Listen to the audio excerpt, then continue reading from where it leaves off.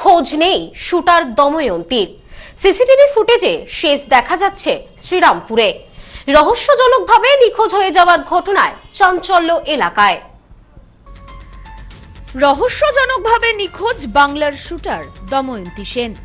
রথের দিন সকালে বাড়ি থেকে বেরিয়ে নিখোঁজ হয়ে যায় মেয়ে। 24 ঘন্টা কেটে গেলেও এখনো পর্যন্ত কোনো খোঁজ পাওয়া যায়নি দময়ন্তীর। ক্রমশ উদ্বেগ বাড়ছে পরিবারে। দময়ন্তীর খোঁজে তল্লাশি শুরু করেছে পুলিশ। পারিবারিক কোনো অশান্তি নাকি অন্য কোনো কারণ? যদিও পরিবারের দাবি কোনো পারিবারিক অশান্তি ছিল না। দময়ন্তীর নিরুদ্দেশ হয়ে যাওয়ার ঘটনায় হতবাক সবাই। ঘটনায় ক্রমশ ঘনীভূত হচ্ছে রহস্য।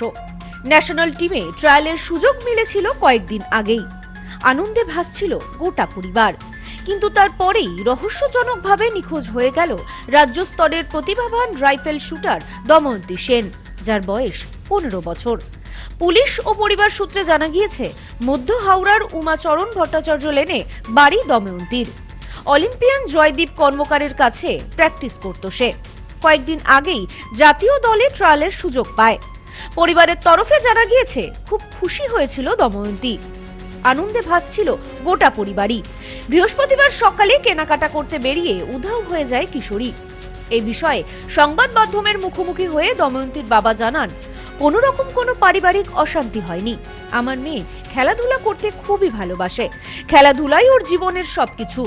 প্রতিদিন সকালে ও হাঁটতে বেরোয়, শরীর চর্চার দিকে মনও দেয়। মেয়ে প্র্যাকটিস থেকে বাড়ি ফিরেছিল পরশুদিন রাতে। এরপর আমি ওকে বলি, খেলা আছে, শুয়ে পড়।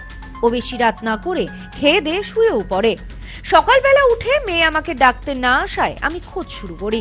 তখন ওর মাঠ থেকে জানতে পারি ও পাড়ার একটি দোকানে দুধ কিনতে গিয়েছে। দেরি হয়ে যাওয়ার কারণে আমি ওকে আনতে যাই, কিন্তু আশেপাশের সব দোকানে খোঁজ করেও দেখি ও দুধ কিনতে যায়নি। এরপর আমি খোঁজ শুরু করি। এরপর রাস্তার একজন লোক বলে ওকে হাওড়া স্টেশনের দিকে যেতে দেখা গিয়েছে। এরপরেই আমি পুলিশকে জানাই। পুলিশ হাওড়া স্টেশনের সিসিটিভি ক্যামেরার ফুটেজ দেখে আমাকে জানায় ওকে প্ল্যাটফর্মে দেখতে পাওয়া গিয়েছে, কিন্তু তারপর আর কোনো খোঁজ পাওয়া যায়নি ওর। 24 ঘন্টা কেটে গিয়েছে আর এখনো পর্যন্ত আমার মেয়ের কোনো খোঁজ পাইনি আমরা। খুব চিন্তা হচ্ছে। আমি চাই পুলিশ যত তাড়াতাড়ি সম্ভব দ্রুত আমার মেয়েকে ফিরিয়ে দিক। আমি বললাম যে ঠিক আছে, তুই খেলায় মন দে, মেডেলটা ব্যাটার না, তুই খেলায় মন দে। গল্প করতে করতে এসে তারপর আমি ওকে বললাম যে আজকে বেশি পড়বি না, কারণ 8-9 ঘন্টা ঘুমোতে হয় খেলার আগের দিন। তা বললো না, আমি বাবা আজকে পড়বো, আমার মুড তো খুব ভালো আছে, দারুণ খেলা হয়েছে, স্যারও দেখেছে, তুই স্যারকেও জিজ্ঞেস করে না। আমি বললাম না, জিজ্ঞেস করতে হবে, তুই বলছিস মানে অনেক। 9:30টার সময় দেখছি মেয়ে ফোন করছে না। বাবা তুমি খেতে আছো, প্রত্যেক দিন বলে খেতে আছো, বেরোবে তো। তখন আমি সিপি সাহেবের মাধ্যমে বলরাম দা ফোন করে দেওয়াতে আমি সিসিটিভি ফুটেজগুলো দেখছি যে হাওড়া স্টেশনে ঢুকলো, গট করে এগোচ্ছে। আর 4-5 নম্বর প্ল্যাটফর্মে একাই ছিল। 4-5 নম্বরে ঢোকার পর আর ওকে সিসিটিভি ট্র্যাক করতে পারছে না, ব্যাস এইটাই। তারপর তো সারা রাত খুঁজলাম, কোনো টেস্ট পেলাম না। বালিতে স্টেশনে গেলাম, বেলুর স্টেশনে গেলাম, বালি স্টেশনে গেলাম, সেখানেও সিসিটিভি ফুটেজ দেখাতে পারলো না বা দেখালো না। বললো আগে পুলিশ আসুক তারপর দেখাবো। তাই এই অবস্থা এখন অন্ধকারের মধ্যে রয়েছে। 24 ঘন্টা হয়ে গেছে, আমি প্রশাসনের কাছে সাহায্য হয়েছে আমার মেয়েকে ফিরিয়ে দিই। আর হাওড়া রাইফেল কাপ থেকে 3টে গোল্ড পেয়েছে ডিস্ট্রিক্ট লেভেল। একটা শ্রীরামপুরেই একটা রাইফেল ক্লাবে সিলভার মেডেল পেয়ে এসছে। এবার প্রি স্টেট ছিল, তারপর স্টেট ছিল আসানসোলে। দময়ন্তী হঠাৎ এমন সিদ্ধান্ত নিলেন কেন? কোনো বিপদে পড়েছেন কিনা, নাকি অন্য কোনো কারণ, তা নিয়েই দ্বন্দ্ব কাটছে না। হাওড়া থানার পুলিশ তদন্ত শুরু করেছে এবং বিভিন্ন সূত্র ধরে তল্লাশি চালানো হচ্ছে। সামাজিক মাধ্যমেও তার ছবি দিয়ে সাধারণ মানুষের সাহায্য চাওয়া হয়েছে।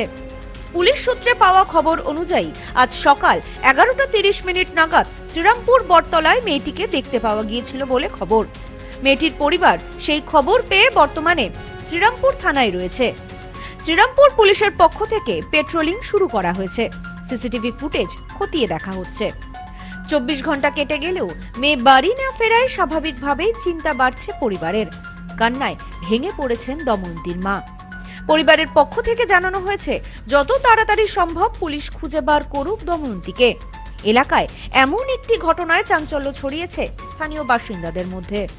Bureau report, news no man's land, Howrah.